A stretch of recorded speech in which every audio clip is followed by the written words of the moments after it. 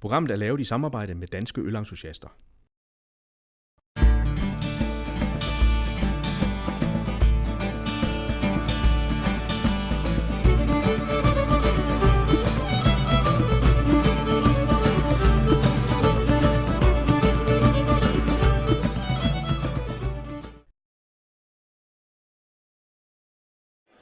En gang om året kommer nogle af verdens bedste bryggerier til Danmark.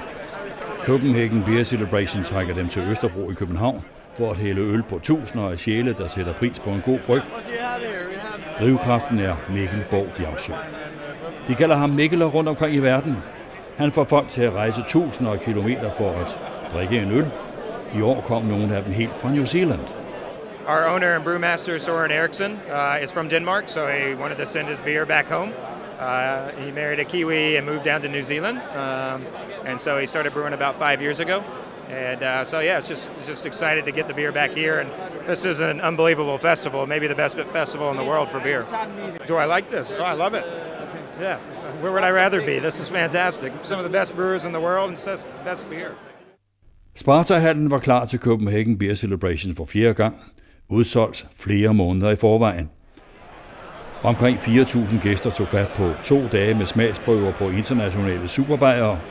45 bryggerier var indbudt, og de kom alle sammen, undtagen et. Og der blev drukket 360 forskellige slags øl.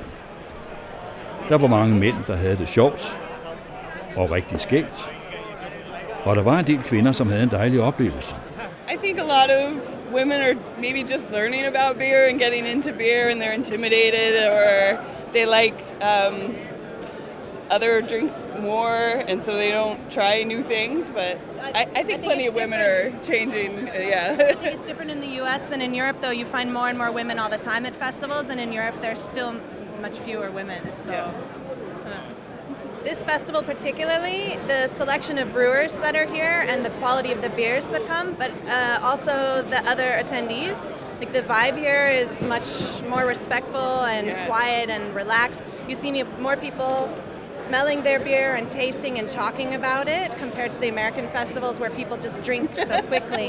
And here it's really about the experience of tasting the beer and sharing that experience together. CBC Copenhagen Beer Celebration var også i år domineret af bryggerne fra USA.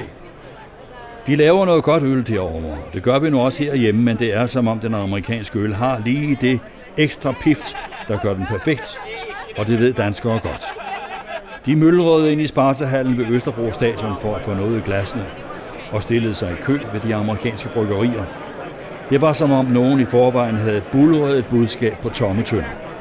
A lot of new breweries in Copenhagen, a lot of new ideas, a lot of fresh ideas that are, kind of mimicking what the early craft beer scene was in San Diego and in the States. And just it's showing that it's coming around here. Obviously, look at all these people enjoying great beer here. What is happening with beer is that it's going full circle. Originally, Americans were inspired by the Europeans and their styles, the Belgians, the English, and we've made those beers, and we've kind of taken those beers and morphed them into our own and created the West Coast IPAs and the American stouts and stuff like that.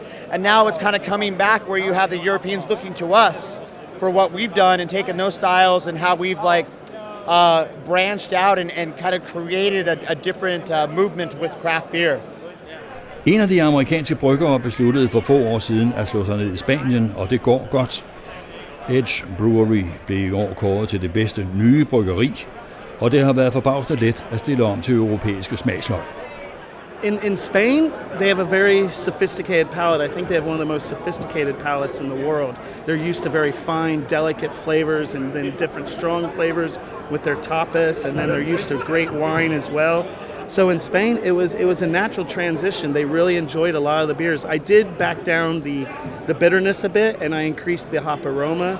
That's kind of what I learned over here. Is everybody's kind of looking for a lot of a hop aroma, but not too much hop bitterness. So yeah, I adjusted a little bit for the palate coming from San Diego.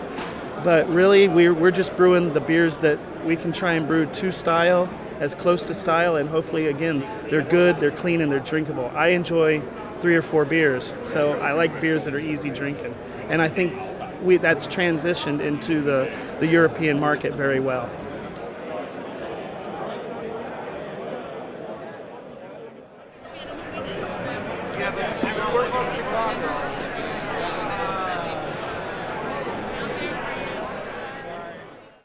Programmet er lavet i samarbejde med danske ølentusiaster.